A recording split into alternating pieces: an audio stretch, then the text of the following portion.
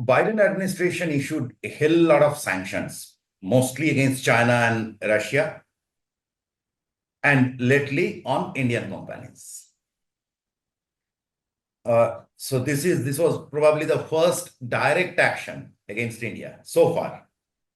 India was preparing for that. Then a kind of a proxy diplomatic war has been initiated through Canada. That is what everyone say. And the last thing was creating a mess right at our doorstep. Whatever the reasons, ground reasons might have been there. I mean, I'm not saying Hasina was all good, but the mess that is created now is quite our concern. Now, what are your expectations on these fronts? Sanctions must go immediately. Well, as far as the sanctions are concerned, then sanctions is also a favorite thing of President Trump. He also does not mind putting sanctions. He calls India as a tariff king. He has been doing that. He withdrew GSP benefits from India during his term. He also imposed some certain sanctions. He also invoked the CAATSA, which is the third party, sanctions as far as Iran was concerned, not in the context of Russia, but in the context of Iran. And but since he is trying to end the war between Russia and Ukraine, that particular section will automatically become defunct in that sense, those sanctions.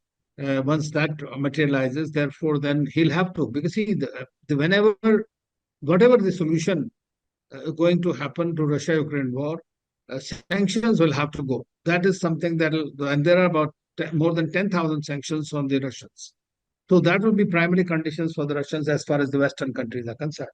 So that is something that will go. Once that happens, then obviously the kind of sanctions that the Americans have tried to put on India, these 19 companies, with regard to collaboration with Russia, should come to an end. And those will have to be discussed.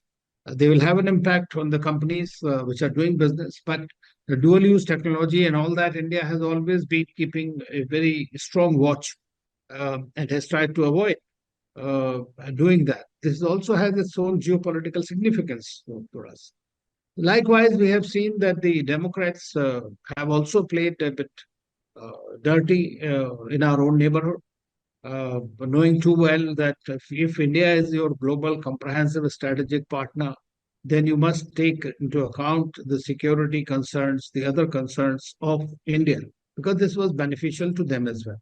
But they tried to do it, in my view, in the context of China, containing China in Bangladesh, and then tried to promote. Plus, Sheikh Hasina obviously was not yielding to their requests that they wanted, and she was being seen a little more closely and to China. So they played it out there. But then in that bargain, what has come out was also a negative result for India, which you don't expect your friends to indulge in. Hopefully, that Trump will do something with this regard. What will he do is, as far as the recently during Diwali greetings, he mentioned about the atrocities on minorities, including the Hindus, in a very detailed manner, which was not expected. But he did that. That means he was telling. Secondly, I believe that he's not too fond of Mr. Yunus also, who had completely aligned himself with the Democratic Party and their leaders. When he was recently in USA, he met Obama, Clinton Foundation, and everybody, those people, right, who also took credit basically for achieving, including Soros, for achieving what they did in Bangladesh. Bangladesh currently is in an unstable situation. It needs a lot of assistance, and a lot of assistance from the United States as well, which was promised before that. So Trump will have to also see it is not a priority for him. Bangladesh is not a priority for him. I think in South Asia, only country which is a priority is India for him. So that will not be there. And if he considers India as a priority, he might see that India's interests are also not compromised while doing something, or unnecessary problems that the minority communities are facing in Bangladesh are not continued.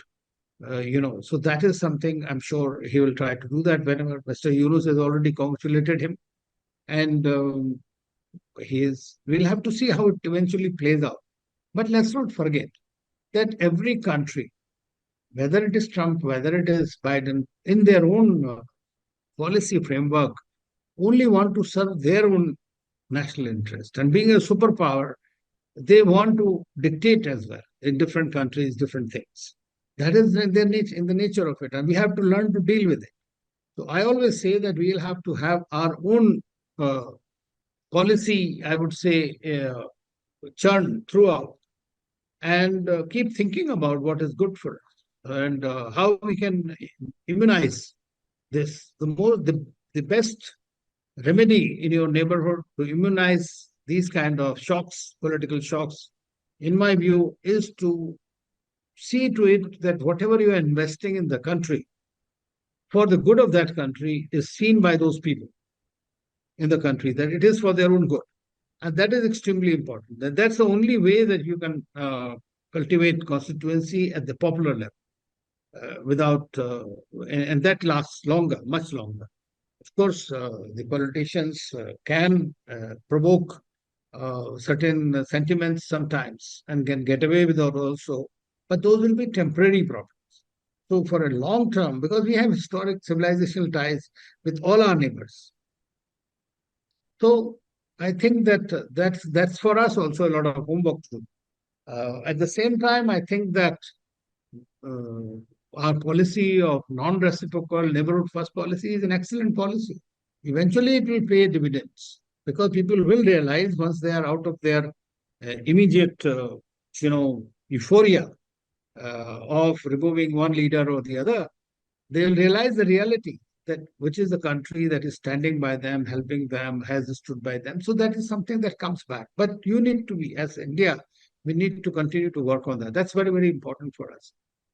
I think that overall our relationship with Trump and his administration will face certain headwinds, no doubt. That will be especially in the realm of trade tariffs, some trade issues, but that will also help us in the way because if he really goes head on with China, for that matter, in the trade war, then it is possible he'll like most companies to come back to America. Doing production in America is not cheap. They look an alternate place. An alternate place can then be India, which can become a part of the value supply chains, which is also one of the issues we are dealing in Quad. And the next Quad summit meeting will be held in India in 2025. So President Trump might travel at that time to India. So I think that we have quite a long way, but we'll have to wait for the January 20th when he actually takes over. And then we'll have to carefully watch who are the people he's choosing to carry forward his policies. There are certain things that are very clear right now. Robert Kennedy, he said that he has been asked to revamp the whole healthcare system in the country. So they have the domestic challenges in the US, as you initially mentioned. And I think those are the ones I think he'll be seized with very urgently. As far as Russia-Ukraine war is concerned, that will definitely be his priority, at least because that he has been uttering all the time. So are we going to see any, kind of, uh, say, any revision in this Panmung thing and this India-Canada diplomatic? Well, as far as India-Canada is, I have my doubts we will have any improvement in relationship in near term. Because the Canadians, at least until next year, when the Canada goes to election, and I don't know what kind of government they're going to choose, elect, but that is something that will decide probably the course of the relationship with India. But India-US relations becoming closer does not necessarily mean US-Canada relations becoming weaker because they have their own dynamic among those five countries, even if Trump may not like Trudeau very much. But at the same time, they have their own Five Eyes or whatever it is. So we'll have to eventually see there are a lot of things, but Trump is known to be an out-of-box surprises he gives.